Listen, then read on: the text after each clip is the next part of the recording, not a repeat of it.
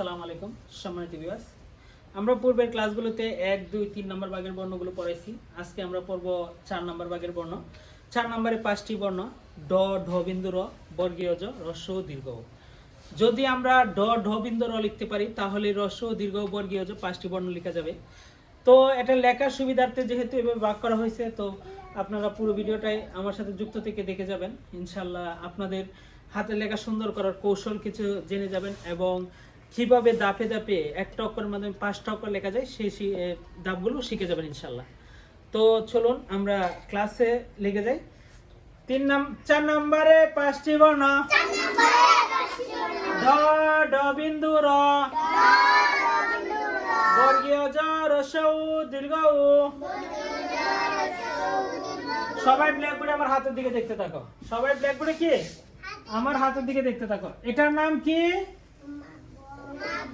এটার নাম মাত্রা। এটার নাম কি? মাত্রার থেকে এইভাবে চক আড়াআড়ি ধরে যদি নিচের দিকে নামিয়ে দেই একটু হালকা, হ্যাঁ, তারপর এইভাবে দিয়ে দেই, এটা কি দর অংশ? এটার কি দর অংশ। তারপর এইভাবে নামিয়ে যদি উপরে উঠিয়ে দেই তাহলে হয়ে গেল কি ড। তাহলে হয়ে গেল ড। এটার নিচে এই যে দাগ, এই দাগ সমান করে যদি নিচে একটা বিন্দু দিয়ে দেই তাহলে হয়ে গেল ড বিন্দু র। ড বিন্দু। সহজ না? আমরা যদি কি আবার দেখাই, আমরা যদি একটা মাত্রা দেই, মাত্রা থেকে যদি আড়াআড়ি ভাবে আমরা দ লিখি, দ লিখার পরে যদি এই অংশটা এইভাবে উঠিয়ে দেই তাহলে হয়ে গেল কি ড। যদি এই মাত্রা, এই যে সোজা যে টান, ওই টান বরাবর যদি আমরা নিচে একটা বৃত্ত দিয়ে দেই তাহলে হয়ে গেল, বিন্দু দিয়ে দেই তাহলে হয়ে গেল ড বিন্দু র। ড বিন্দু র। ঠিক আছে? এখন আরেকটা জিনিস দেখো, আমরা বর্গীয় জ নিয়ে পরে আলোচনা করছি নাকি হ্রস্ব ও দীর্ঘ দিকে। হ্যাঁ, আমরা যদি এই যে জায়গায় কোণা কাটছে, এই যে কোণা কাটছে, এখানে কোণা কাটছে না একটা, এই কোণার থেকে উপর দিয়ে আমরা যদি এই অংশটা দিয়ে দেই তাহলে হয়ে গেল হ্রস্ব উ। তাহলে কি হয়ে গেল? হ্রস্ব উ। এখন দেখো আরেকটা জিনিস, আমরা এই যে অংশটা ঘোরানোর ক্ষেত্রে, এই অংশটা কি ঘোরানোর ক্ষেত্রে আমরা যখন এটা ঘুরিয়ে নিব তখন যদি এখানে এটা অতিরিক্ত দিয়ে দেই, এটা হয়ে গেল দীর্ঘ। এটা কি হয়ে গেল? দীর্ঘ। সহজ না?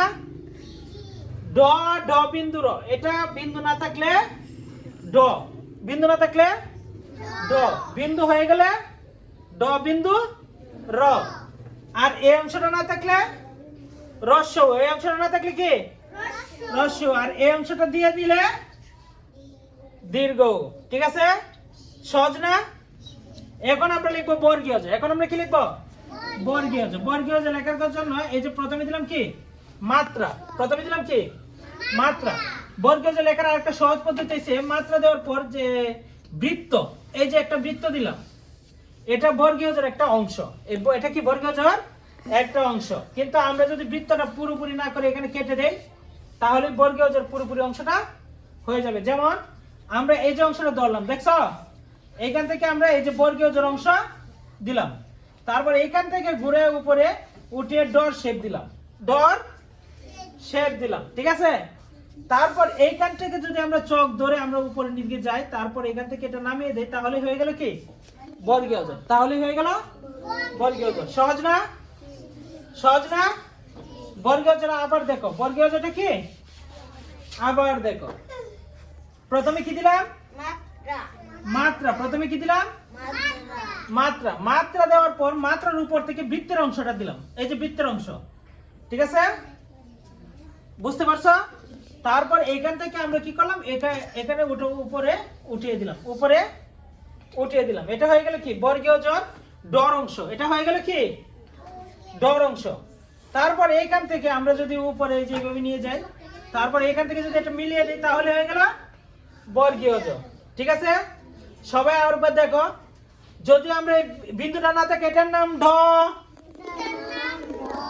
বিন্দুটা হয়ে গেলে এটার নাম ড বিন্দু র। যদি এই অংশের ক্ষেত্রে আমরা এই বাহিরের অংশটা না থাকে তাহলে হ্রস্ব উ। আর যদি বাহিরের অংশটা দিয়ে দেয় তাহলে দীর্ঘ উ। এটার নাম বর্গীয় জ। সহজ না? আমরা যদি ড লিখতে পারি তাহলে হ্রস্ব ও দীর্ঘ এবং ঢ বিন্দু র চারটা লিখতে পারবো, শুধু বর্গীয় যে অংশটাই একটু ভিন্ন, তবে সহজ। ঠিক আছে? তো সম্মানিত ভিউয়ার্স, দেখলেনই তো একটা বর্ণ থেকে আমরা কিভাবে 4টা 5টা বর্ণ বের করলাম। আসলে এটাই হচ্ছে সবচেয়ে সহজ পদ্ধতি ছাত্রদেরকে শিক্ষা দেওয়ার জন্য। আমি চেষ্টা করি বাচ্চাদেরকে সহজভাবে শিক্ষা দেওয়ার জন্য। আপনারা যদি আমার ক্লাসে অ্যাটেন্ড করেন, আপনাদের হাতের লেখা সুন্দর হয়ে যাবে এবং আপনার বাচ্চারাও সহজভাবে বুঝে যাবে। ভিডিওটা আর লম্বায়িত করতে চাই না। আমার এই ছোট্ট ভিডিওটি যদি আপনাদের ভালো লাগে তাহলে লাইক কমেন্ট করে আমার পাশে থাকবেন। আর যদি আমার চ্যানেল নতুন হয়ে থাকে সাবস্ক্রাইব করতে ভুলবেন না। তো আজকের জন্য বিদায় নিচ্ছি। আসসালামু আলাইকুম রহমতুল্লাহ।